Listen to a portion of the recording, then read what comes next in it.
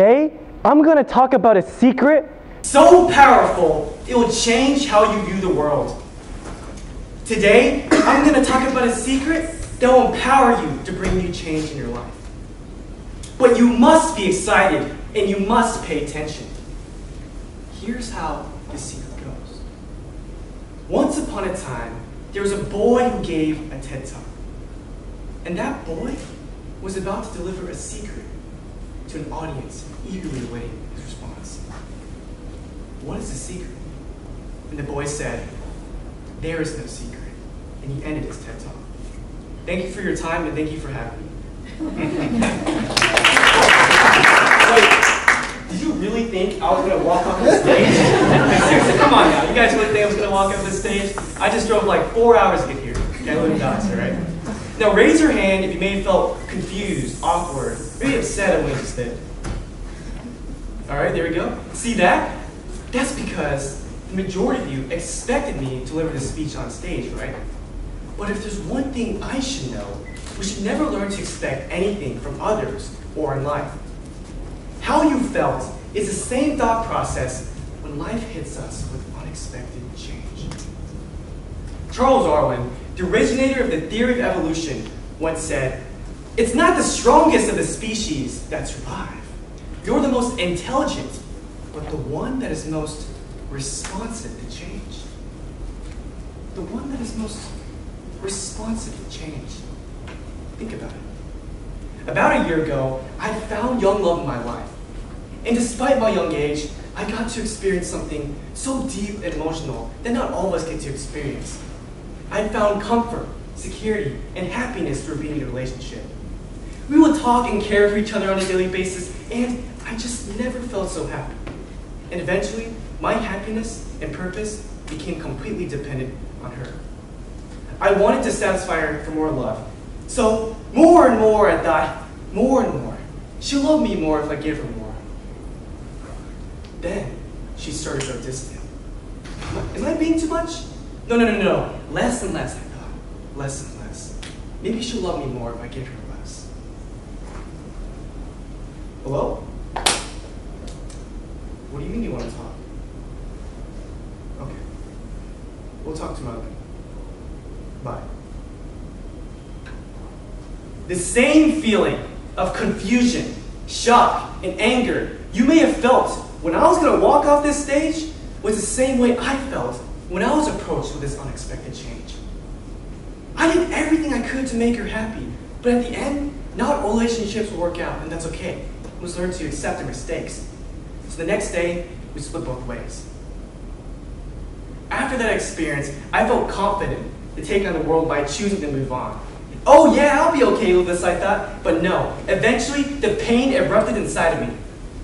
I built my home and happiness into another person, and I just couldn't seem to let go. During these few months, I suffered to live with inner peace. I woke up every day at least thinking about her once or twice. And at school, I would cover my face and cry.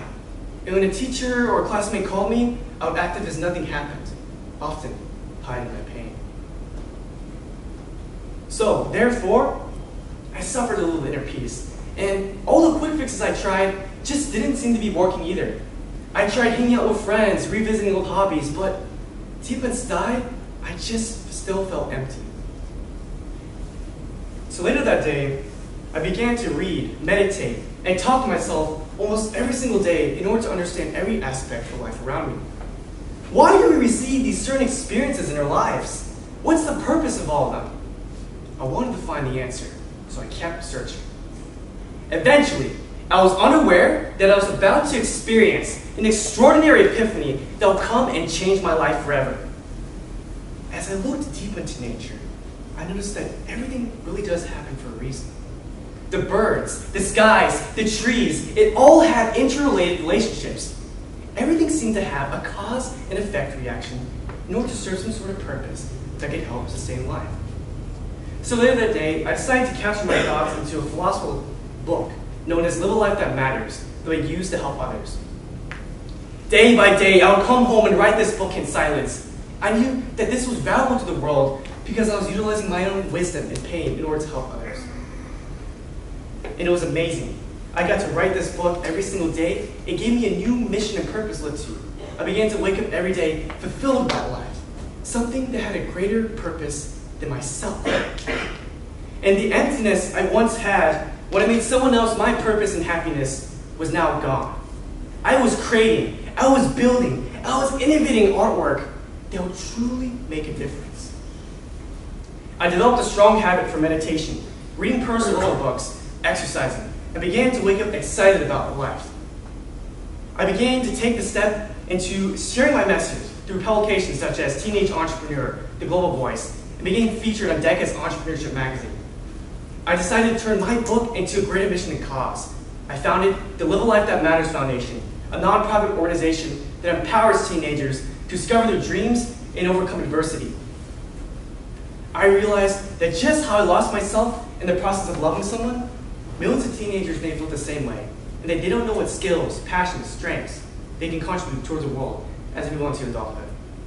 We aim to become a nationally recognized brand name by expanding our club chapters, personal development books, and clothing line nationwide.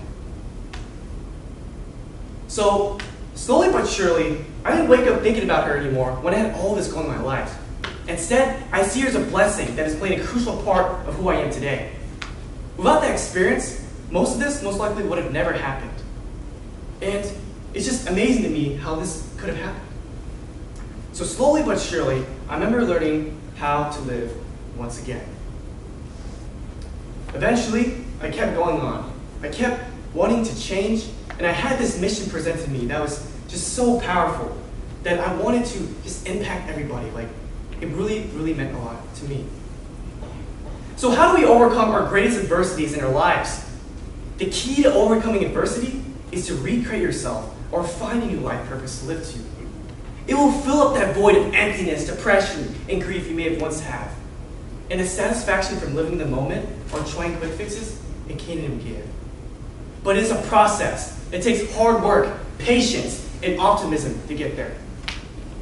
Viktor E. Frankl, a survivor of the Auschwitz German Nazi concentration camp during the Holocaust, created a theory known as logotherapy, which states that all humans are motivated for a search of a life purpose in order to obtain true fulfillment in their lives.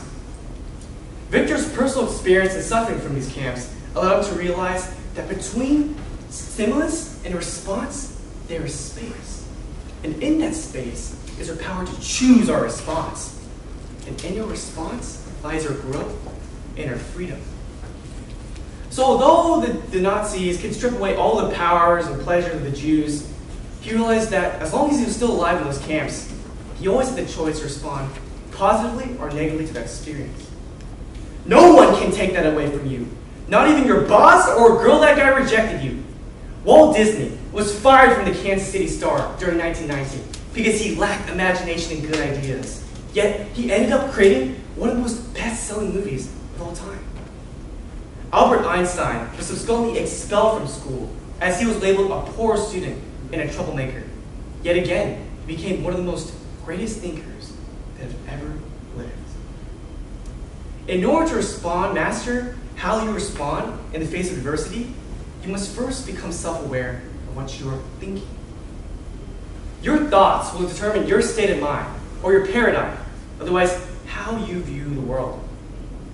Negative thoughts and suffering are derived from our desires, needs, attachments, and expectations in our lives. But to be happy and truly understand our life events, we must simply let go of desires and forgive ourselves. We must simply accept everything for what it is and say, you know what? I surrender. I choose inner peace. Those who fail to become proactive depend and direct their attention and happiness towards external circumstances, often reacting instead of responding, looking outside in instead of looking inside out. When you can control your own thoughts in the face of adversity, you can control your actions, then your habits, then your character, and finally, your destiny. When one chapter closes in your life, another one will begin. And for every obstacle we face, creates a new seed of opportunity. You have the power to create, innovate, and solve the lives of others by appreciating the hidden treasures you'll encounter. Some of my team members are here in this crowd listening to my speech. If you are here, please stand up. They are the living proof to show you that any dream is possible, no matter what obstacle you will have to overcome. And today we have 20 board members just from that experience. And without this, most likely would have this never happened. I probably would not have been on the stage. So always remember, whatever lies behind a storm is a hidden gift that will allow you to recreate yourself and help others do the same. Thank you.